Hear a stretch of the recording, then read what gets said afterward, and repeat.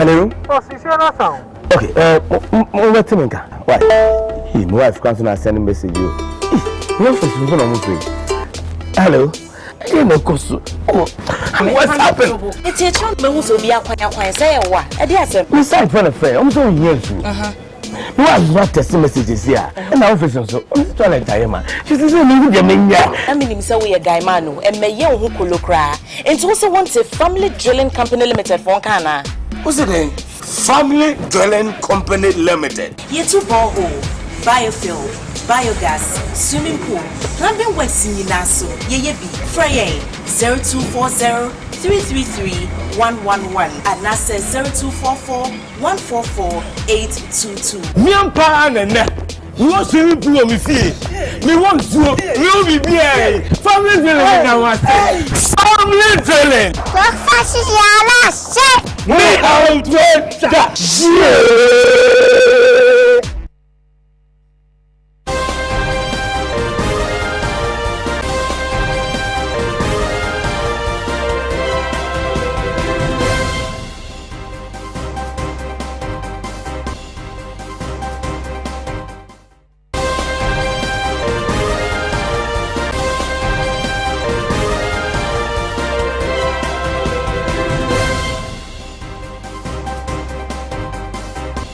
Seventh day of October 2020. Good afternoon to you wherever you are, and welcome to Pan-African Television News. My name is Abban. Now we are broadcasting across 32 African countries via satellite across the continent. Now let's look at our top stories. Now on a local front today, General Secretary Johnson Asiedu Nketia of the opposition National Democratic Congress files nomination for his presidential candidate John Dramani Mahama. We'll be joined on phone with our correspondent, Amwa Gregory, for more details. Away from that voter, NDC accuses MPP of masterminding the Western Togoland secessionists. And also fear grapes stall on in northern region over Bagre Dam spillage. To them business, a Japa royalty deal suspension will boost investors' confidence, according to Asigbe Yeboah. Later, international Greek trade unionist peace activist visit NATO Secretary General. Michael Ichibosiako will join us later with some sports relating stories. Entertainment will also be featured later in our bulletin. We'll tell shortly with more details, with more stories. Stay with us. We'll be right back.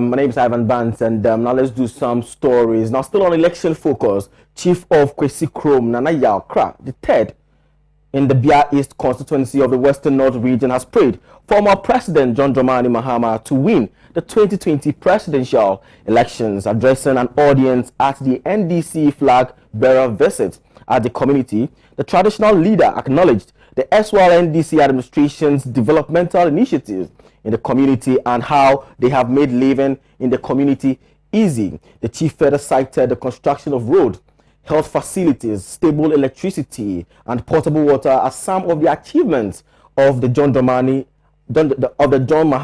government in the community. There's more to the story.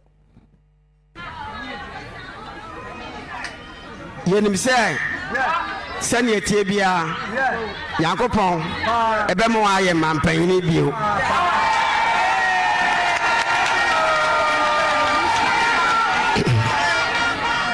And I'm Ujuma, Papa, YNT. Beda, Bebakuma, the Bedia Kunya, Nakania, Pranebinia. But Wamamu, and a Mamina Kania.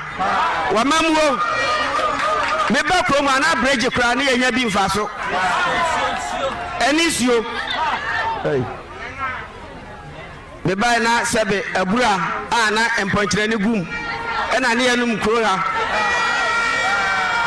nanso ye ba ene wa mamuo nti yenya ensu a yenom ne ha se ase ba bi ene wudi kan koye no asem nyina krom eho na yakọ prinsuo wa mamuo papa wo be dia ban ene ma yenya nsuo wa ase eti mede wa ase se wa baye mampanyini na wanja yen na enne wo se aba na mampanyini mesraw Honorable Richard Champon oye nipa bi a kroma de tambia meka Sabia East kroma na de na akoma so eti papa no mini ne ho agro enam ne nyuma pa woye mame abisa mo ba mo fa bridge bi so ho covet papa ne de common fund na ya mame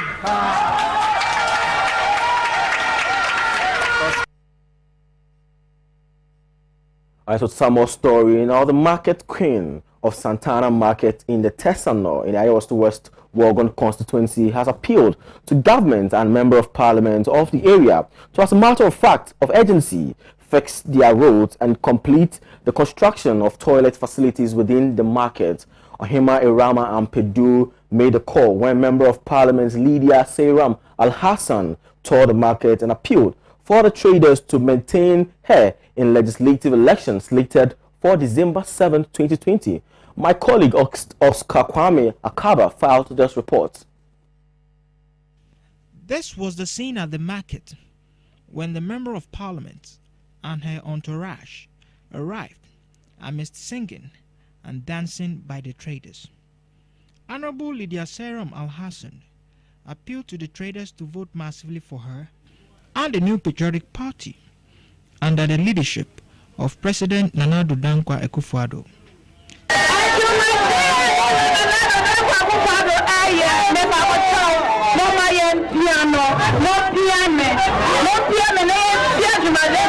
The market queen, Ohima Irama Ampedu, applauded the Member of Parliament for starting her campaign from the market and also appealed to her to improve the road network as well as complete the construction of toilet facilities.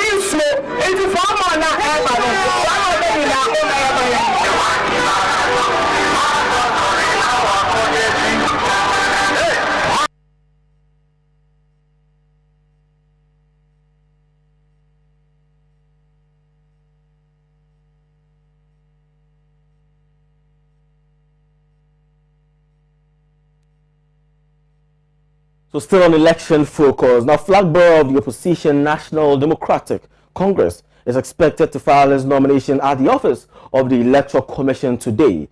He joins a list of candidates who are filing their nomination this week in preparation for this year's election. We'll be joined on phone lines by my colleague Amwa Gregory to paint a picture of what is happening there as it stands now. Hello, Amwa, if you can hear me, good afternoon.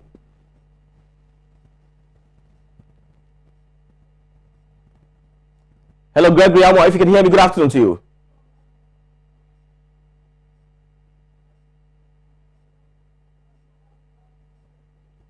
Okay, so like I clearly intimated, the flag bearer of the opposition National Democratic Congress, His Excellency, the former President John Dramani Mahama, will be filing his nominations today. We're trying to get in touch with our colleague who is on the field, who is on at the Electoral Commission office now, to give us a brief of what is happening there as it stands now. Amwa, if you can hear me, good afternoon to you.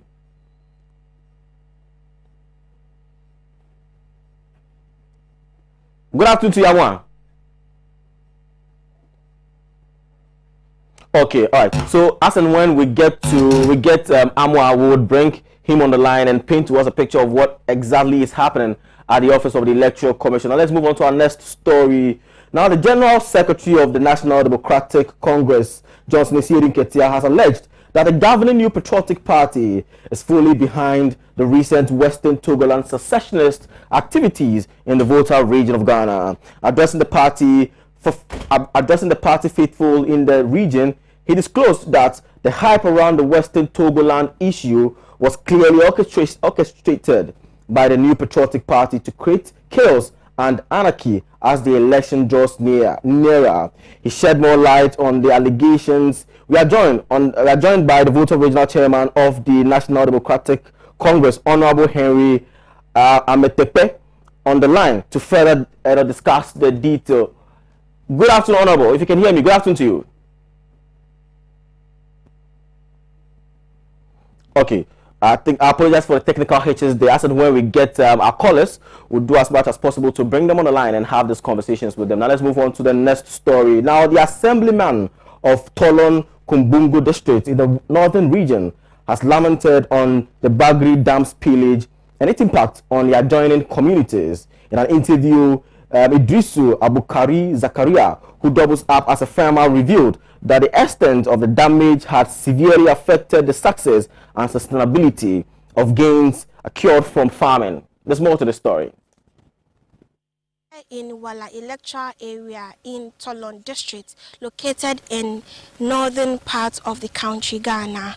And currently, we are at the rice farming area. You can recall that the Bagri Dam in Burkina Faso, when opened, there was a massive spillage in this particular area. And so we have the assemblyman to give us more details to what actually happened. My name is Idrisu Abukari Zakaria. I learned this particular rice farming area is yours. Yes. What actually happened here? Okay, there was a time that we've heard that the Barry Dam in the Burkina Faso, they are going to open it. So, but we were not afraid because normally every year when they open it and the water comes, it doesn't affect our rice farms. But what actually happened is that after that, the water started coming, and by the time we realized the whole place was flooded. So the water took about 15 days before it started moving. And as you can see that the water is still moving over there. You can see. So after that, we realized that all our rice have all gone. As of now, we are confused because we don't actually know, because we can't farm again. Here we only farm once a year. And so far as the rice is gone, there's no other choice again. This farm is about 10 acres. I spent more than 5,000 in the farm. Are you the only one? Because as of now, where we are standing right now, the whole place is yours. Do we have any other farmers that got affected? Well, there are a lot of farmers, as you can see. When we are coming, there are about 5 farmers who are over there. Here, we are about 4 of us who are farming here. And the water, it has really destroyed many things. Not only our farms, you can see the road. The road too, it has affected our road. And some of our houses, when you go to Adaile, about 5 people have lost their houses. It has collapsed their houses. Wilshire, there is one person who has lost his house due to the water. And it has never been done before. According to NADMO, what would they do, or what can they do to solve this particular issue? They haven't told us anything yet. I'm still hoping that the government will do something in order to solve this challenge. Well, you heard it for yourself. So they are calling on the government to come to their aid as soon as possible. For Pan-African News, Elizabeth Maff. Now let's do some health story. Now, as breast cancer awareness drive by Pan-African Television continues, we hit the streets of Accra to get interesting views about how well people know about this month. There's more to the story.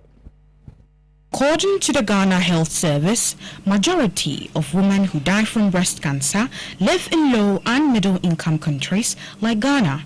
Most women are said to be diagnosed in the late stages due to a variety of factors which include low level of consciousness, inadequate information on the disease, and misinformation. The news team spoke to some women in La Paz, and this is what they had to say about breast cancer and creating awareness on the disease. Okay, so I think there are a lot of ladies, okay, I won't even say ladies alone, everybody, most people are not really educated about breast cancer. Most people don't know much about it. We hear breast cancer, we think it's a disease. As to how it can be prevented, measures to take as not to get it, or even after we've gotten it, what to do. So I think it's a good idea that they put the whole month down to educate people about breast cancer, what to do when they think they have it, or how to even notice that they have breast cancer, or when they get changes in their breast or in their body, they can be able to go to the doctor early in the report. I think it's a very good initiative. Most of us are scared to know that you have breast cancer. So what I would tell them is that there's no fear. It's better you know now than have to wait later where you have your breast cut off or something. So do your self-test, do the regular routine checks at the clinics, and if it is actually seen earlier, they can stop it from going. But if you don't do that, then you're going to hurt yourself. Well, I think it's in the right direction. I try to create awareness for this disease, and I think I'm very happy about it. Of course, she has been doing it consistently. At least once in every 3 months, I encourage her to, go for the screening. Yeah, actually, I don't have much information, but I know that as time goes on, you go to hospital to check it out. They have a way of checking it, but you can also do it. I think you can also, as a personal, you can also sit down and then massage it, and then you see if there is a lump in the breast, then you seek for medical care. But as time goes on, you can go to hospital for the professionals to check to see if there is nothing wrong with your breast. The women also share their views on what they make of the belief that regular sucking of breast by partners reduces the risk of breast cancer. Okay. All right, so finally we were able to get in touch with our correspondent Gregory Amwa, who happened to is in the office of the Electoral Commission. Good afternoon, Gregory. Good afternoon, Ivan. No, first of all, paint to us a picture of what the euphoria is at the Electoral Commission with regards to the National Democratic Congress filing its nomination for the presidential elections. Okay, so we've been here since around 10 a.m. today, and there's been no one from the NDC around here. I don't know if it's because of the rains that have hit Accra this morning, but there's no one here. And then when we got here yesterday, there were some fans of the parties out there making a lot of noise waiting for their candidate. Okay. But this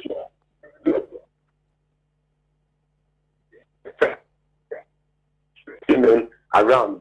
So that's the thing that's been around right now. We are told that the General Secretary, Johnson Ketia, is supposed to file the nomination on behalf of the former President, John Dramani Mahama. You've not also seen any person or not seen the General Secretary around?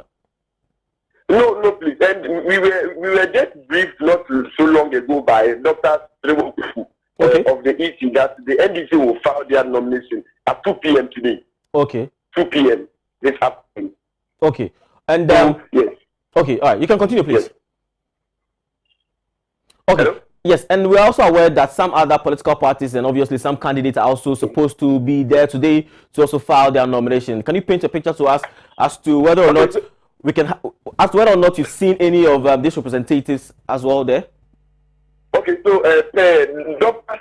Trevor's briefing, he said only 2 items are on the bill today. That is the NDC's first nomination and one other party. But he said if any other party will come to file, then it is not in his knowledge. But for now, the only 2 parties on the bill are the APC and Johnson Ketia and his deputy from the NDC. Okay, so Today's agenda has to do with the NDC filing its nomination and the APC as well. And then, like you clearly intimated, there's no representatives from the NDC, and there's no representative equally from the APC camp as well. No. It is only the pressmen and security personnel who are around right now. But there's no type of any party around. Okay, but at the EC office, yes, it clearly tells us that both representatives from the National Democratic Congress and the APC, are not available. Perhaps, it could be as a result of the rain, and so we are hoping that we can bring to you that footage of the filing of the nomination. Now let's move on to our next story that has to do with business. So up next is business.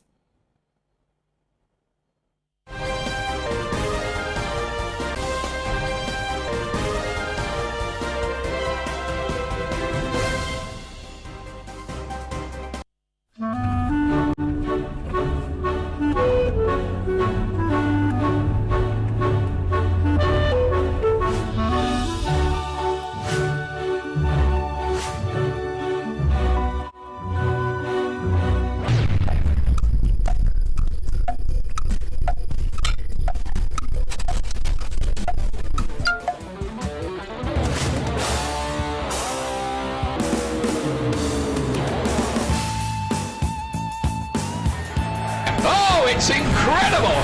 Bang on target!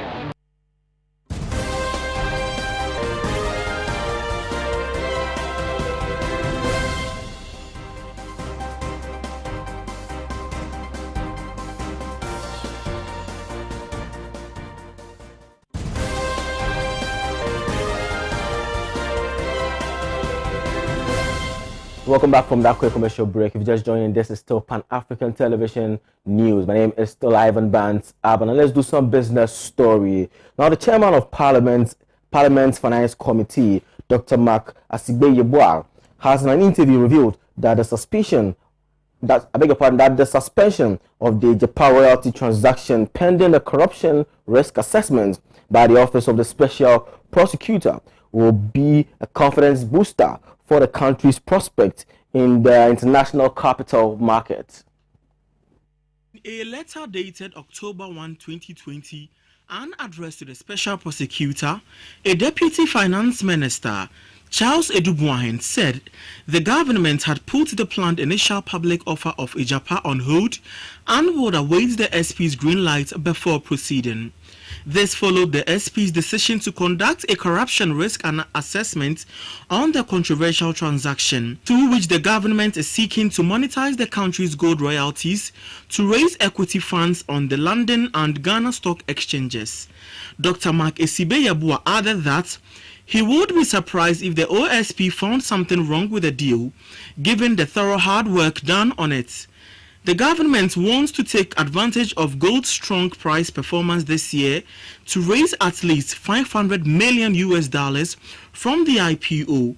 Both the opposition National Democratic Congress and civil society groups have raised questions about the transactions, including the basis for valuing the gold royalties assigned to Ijapa and the company's registration in Jersey, an offshore British tax haven. In response, the government had said the company would comply with international corporate governance standards, including the strict rules of the London Stock Exchange, where Ijapa will be primarily listed.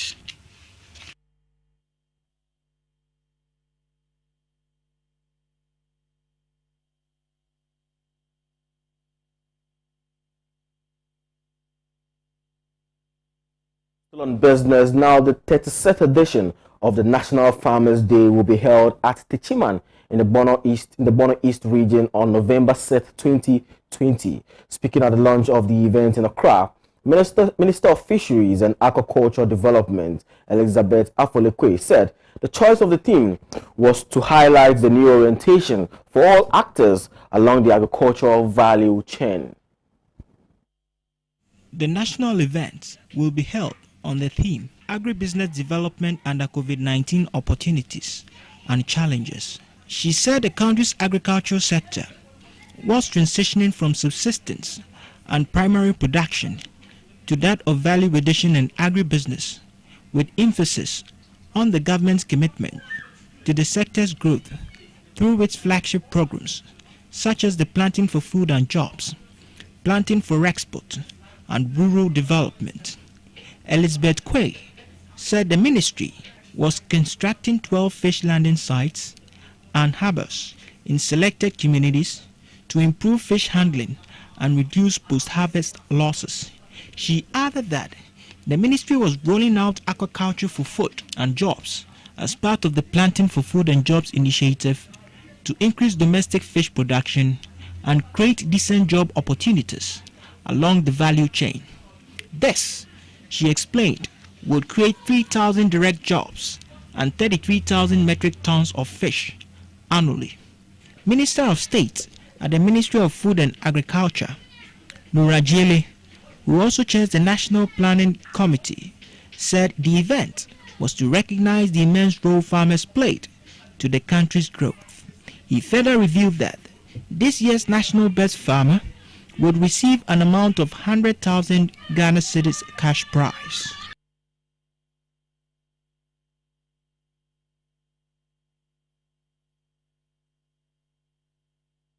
That's all we have for you on our business front. Up next is international stories. Do stay with us.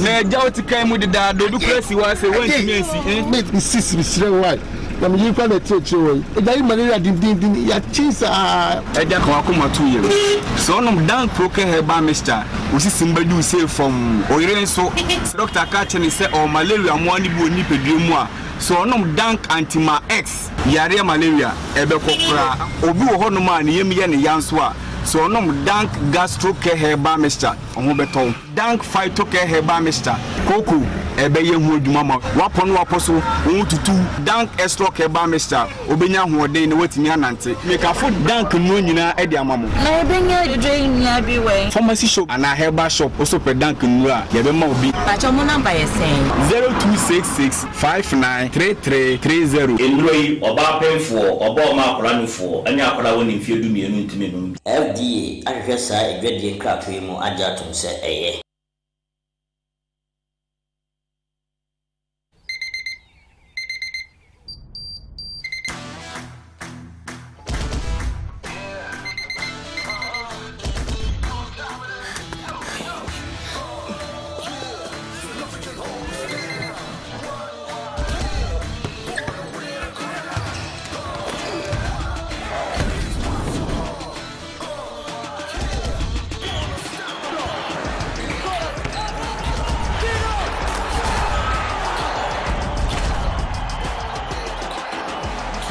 Breakfast a day. Every day. Every day.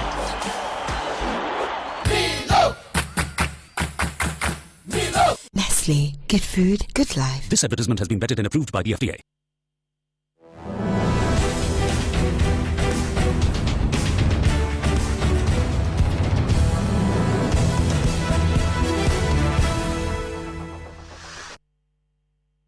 Now let's do some international story. Now, sanctions are collective punishments on people who dare defy U.S. hegemony. With time, people continue to rise up against these illegal measures and demand full freedom and autonomy. Sanctions are used as a tool by the United States, the European Union, and the United Nations to apply political and economic pressure to countries they allege are doing wrong. Beyond the questions of who should face sanctions and who decides this, the question of the impact of these unilateral coercive measures is also necessary to consider.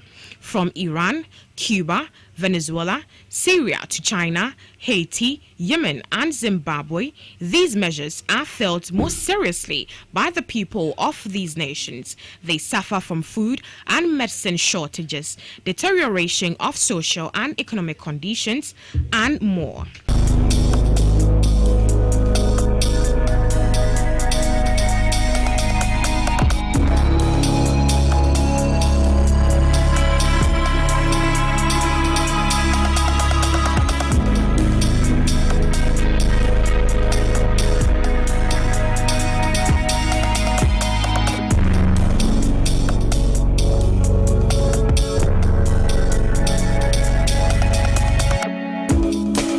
شهر معمولی دیگه بالاخره کار نیست زندگی سخت میگذره یک ماه کار میکنم 3 روز تموم میشه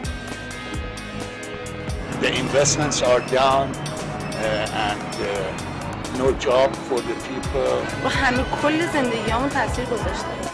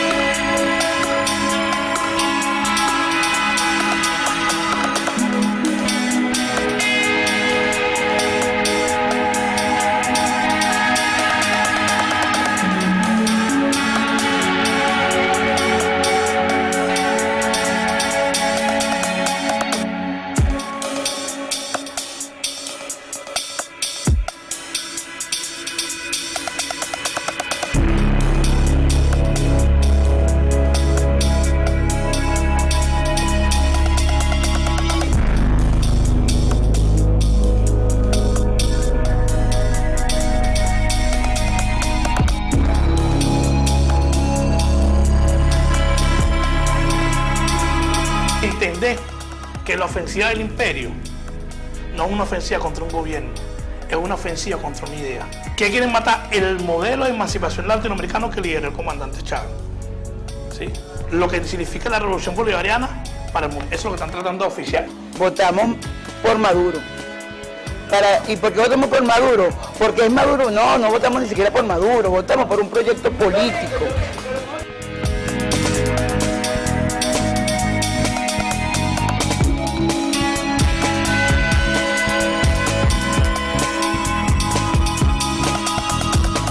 We are on the side of those peoples that wish to be free, not only politically, for it is very easy to acquire a flag, a coat of arms, an anthem, and a color on the map, but also economically free. For there is one truth which we should all recognize as being of primary importance, namely, that there can be no political independence unless there is economic independence. That political independence without economic independence is a lie. We therefore support the aspirations of all countries to be free politically and economically. Freedom does not consist in the possession of a flag, a coat of arms, and representation in the United Nations.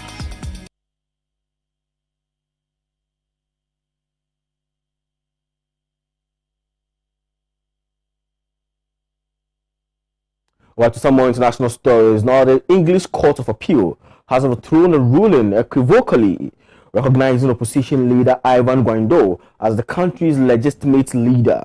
The Venezuelan government secured a legal victory on Monday in its battle to regain access to gold store in the Bank of England. There's more to the story.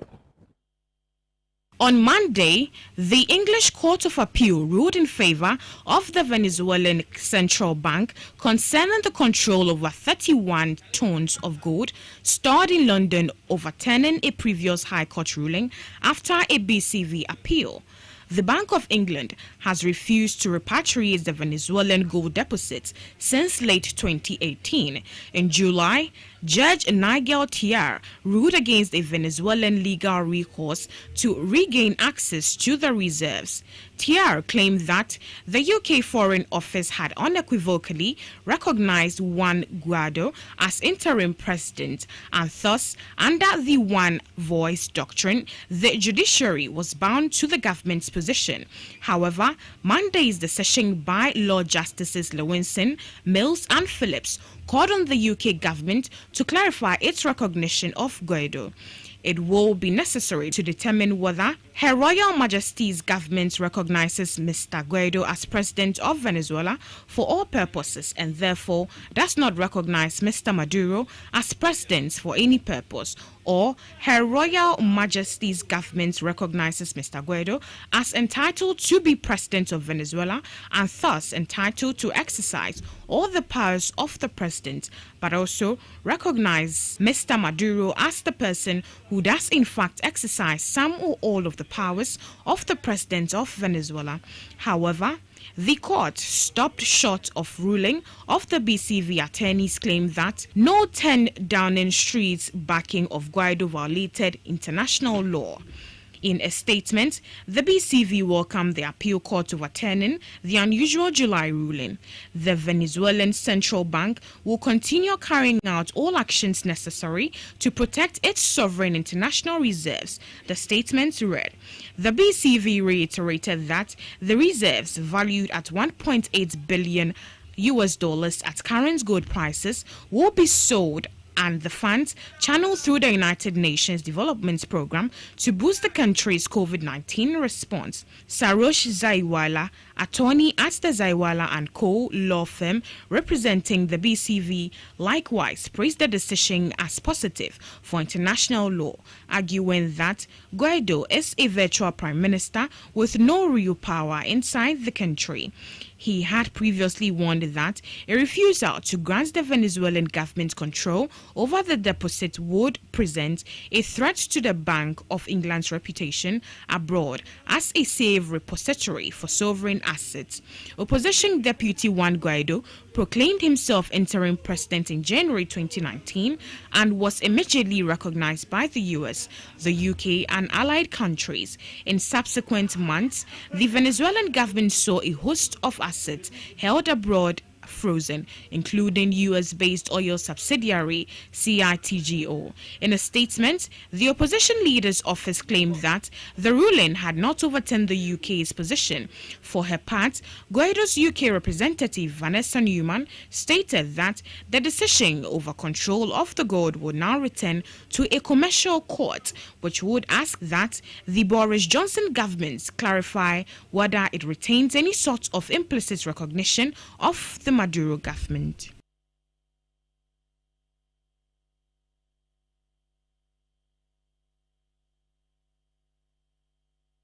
Not still international. On October 6th, Tuesday, anti-imperialist section in Greece organized a massive mobilization in Athens, protesting NATO Secretary General Jens Stoltenberg's visit to Greece. The NATO Secretary General's visit to Greece and Turkey comes in a backdrop of escalated tension between the two countries over maritime and energy rights in the Eastern Mediterranean region. The call for the march was given by the Hellenic Committee for International Detente and Peace, trade unions including the All Workers Militant Front, self-employed associations, student associations, and the Federation of Greek Women. On October 1st, Jens Stoltenberg announced the creation of a Greek-Turkish military mechanism to prevent blockade, with the aim of reducing the risk of accident in the region. 902.gr reported that the demonstrators marched to the Greek parliament raising slogans such as "No to NATO protection," "Get out of the Wolf Alliance now," "NATO means juntas and wars," "Shut down bases and headquarters," "Get out of the Wolf Alliance now," and "Give money for health and not for NATO slaughterhouses." The demonstrators called the Greece's engagement from US, NATO NATO-EU imperialist plans and closure of NATO bases in the country so as to ensure Greek sovereignty over its territories and borders. While addressing the gathering on Tuesday on behalf of PAME, Effie Halu, president of the Trade Union of Attica employees, said that the NATO secretary came to Greece with a plan when U.S. Secretary of the State Mike Pompeo came to Greece. He oversaw the expansion and progress of U.S. agreements with the Greek government and also the normalization of the situation with the bourgeoisies of Turkey. NATO came to confirm and concretize the hidden and overt agreements that are being made, he said.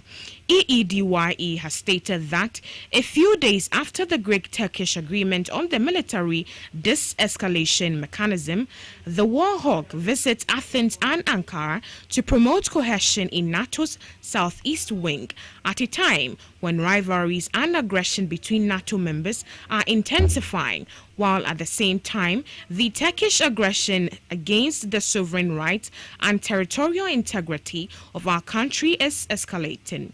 The argument of the government of New Democracy, of Syriza, and of the other bourgeoisie parties, which try to present NATO, the USA, and the EU as supposed factors of security and stability in the region, collapses in practice. On the contrary, it becomes clear that their only goal is to serve their own economic and military plans on the backs of the people.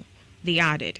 Earlier in October 2019, U.S. Secretary of State Mike Pompeo visited Greece to sign an update version of a defense cooperation agreement with Greece intended to upgrade and expand U.S. NATO bases in Greece. Then too, organizations such as the Communist Party of Greece held massive protest against the enhanced U.S.-Greece military cooperation.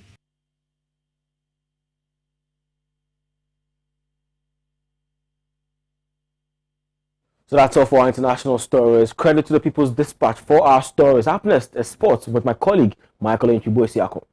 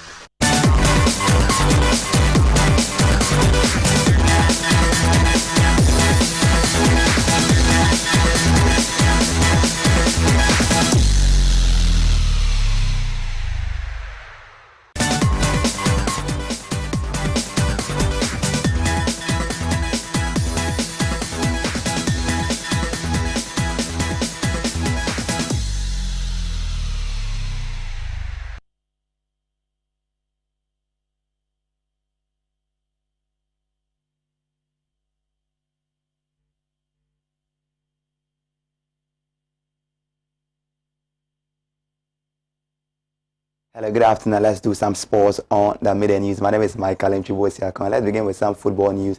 And the Black Stars of Ghana will hold full training today ahead of their friendly games against Mali and Qatar in Turkey.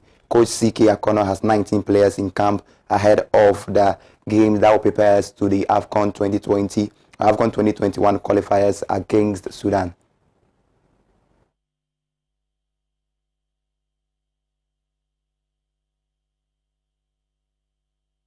The four-time African champions, Ghana, have held their first training session under the leadership of new coach Charles Akono on Tuesday. The former House of Folk and Asante Kotoko trainer is yet to play a competitive game since their appointment in January this year, following the postponement of Ghana's AFCON qualifiers in March 2020.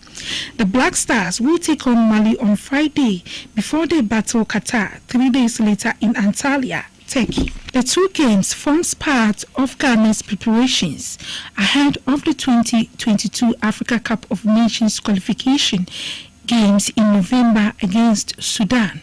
Lawrence Atizigi, Razak Abalora, Benson Annan, Kamaldin Suleiman, Captain Andre Ayew, Jordan Ayew, Nicholas Opoku, Emmanuel Lomote, Eugene Ansa, Baba Idrisu, Gideon Mensah, Thomas Tei Pate, Samuel Owusu, Yakubu Mohammed, Bernard Mensah, Kasim Nuhu, Tariq Fosu, Alexander Jiku, and Joseph Edu are the players who have reported to come.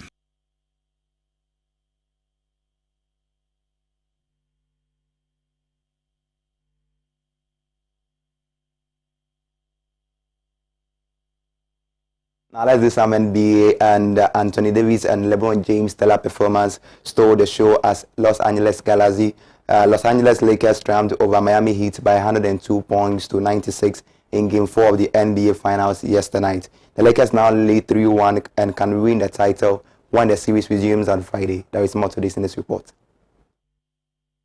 Kentavious Caldwell-Pope scored 15 and Danny Green added 10 for the Lakers, who didn't trail at any point in the final 20-plus minutes. Davis' three-pointer in the final minute made it 100-91, starting the celebration that took the Lakers all night to end. Jimmy Butler scored 22 points for Miami, who got 21 from Tyler Herro, 17 from Duncan Robinson, and 15 from Bam Adebayo, who returned after missing 2 games with a neck injury. James' three-pointer with 8-18, left in the third, put the Lakers up 55-54 and set the tone for the way the rest of the night was going to go. LA leading, Miami chasing. The Lakers were up by 7 with 2:27 left in the third after a three-pointer by Davis. The 71-64 margin representing the biggest by either side to that point. Miami scored the next assist to get within 1, yet couldn't get back on top, a trend that persisted into the fourth. Jimmy Butler scored inside to tie the game with 6:27 left. James scored the next 5 points himself, including a 3-point play where he ended up flat on his neck after spinning the ball perfectly off the glass for a score on a drive while taking the contact.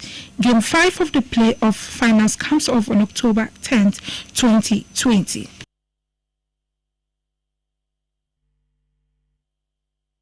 Wrap up with the latest in the world of tennis, and Rafael Nadal withstood an early challenge from 19-year-old Jannik Sinner and pulled away to win their quarterfinals, their French Open quarterfinals 7-6, 6-4, 6-1 in the ongoing French Open. And the Spaniard can now add latest finishing match and 13th semi-final reach to his considerable roster of French Open records.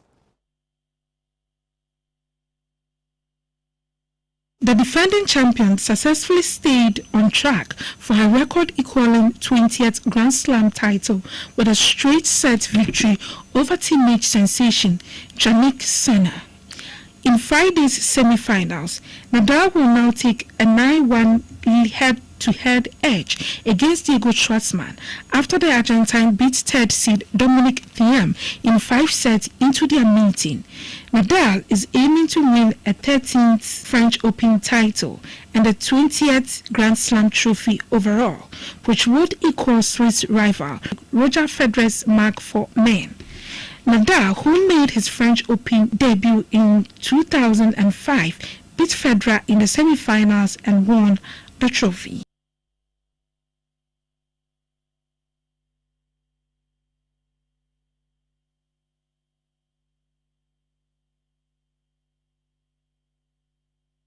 Thank you very much. That is all we have for you by way of sports on the Media News. My name is Michael Nchibosi. Next is the entertainment news segment.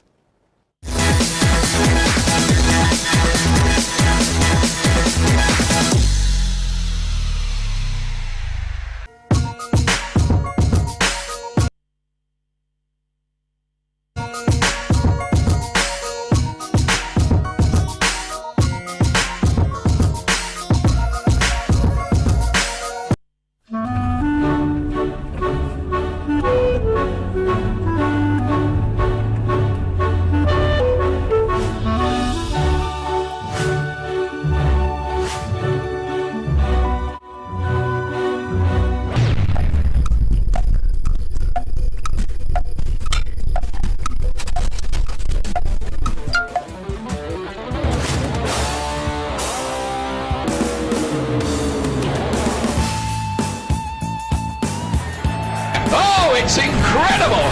Bang on target.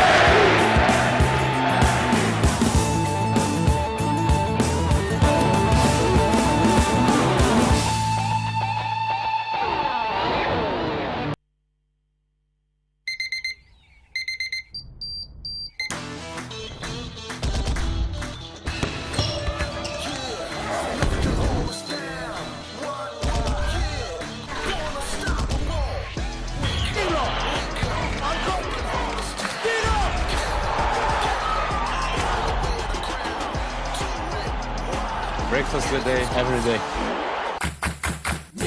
Nestle, good food, good life. This advertisement has been vetted and approved by the FDA.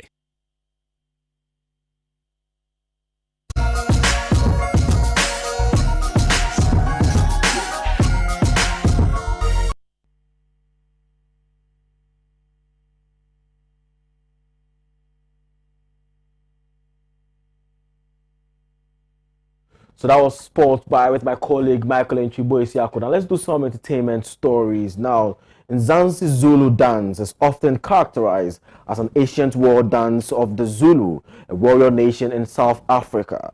Whilst dancers celebrate imperial Zulu history and the prominent role that song and dance played in that history, Ngoma developed through a history of migrant labor in the 20th century. There's more to this story. Traditional Zulu dancing is an important part of the Zulu culture. Dancing is usually performed during a traditional Zulu ceremony and is accompanied by vibrant singing and sometimes the beating of the drums. When the young women dance, the young men clap and play the drums and vice versa. Zulu dancing is something quite spectacular, especially when the men and women are fully dressed in their traditional attire. It is customary that unmarried and young men dance, alternating in separate groups. Occasionally, the married women and men break in and join the festivities.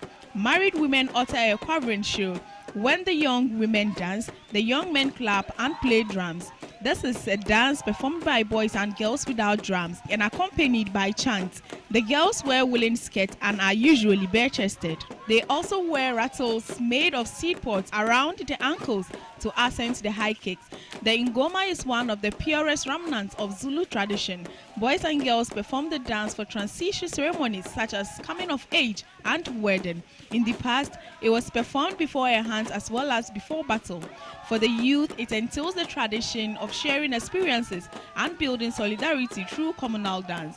A harmonizing performance with the boys and girls together, but dancing separately. The boys clap while the girls dance.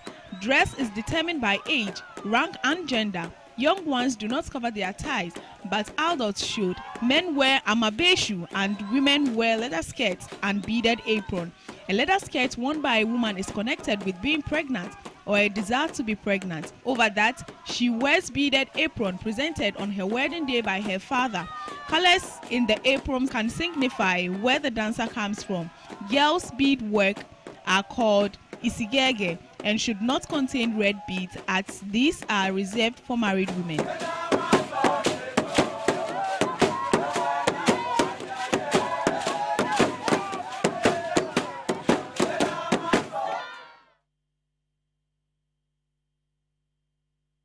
So that's all for our entertainment stories, and that's how we call it a wrap on our midday bulletin. But before we leave, let's take a look at our headlines. Now, Johnson Esiedin Ketia of the opposition National Democratic Congress files nomination for his presidential candidate today. Voter NDC accuses MPP of masterminding the Western Togoland secessionists. And also fear grips Tolon in the northern region over Bagri Dam spillage. And on in business, a Japan royalty deal suspension will boost investors' confidence, according to Esibe Yeboah. And on international, Greek trade unionist peace activists visit NATO Secretary General. Some sports by my colleague Michael Nchiboisiako, and of course some entertainment stories. Now this is how we wrap up today's edition on Midday Bulletin. Do enjoy the rest of our programs. My name is Ivan Abban. Up next is Youth Empowerment with Richmond Amofa Sapon. It's bye for now.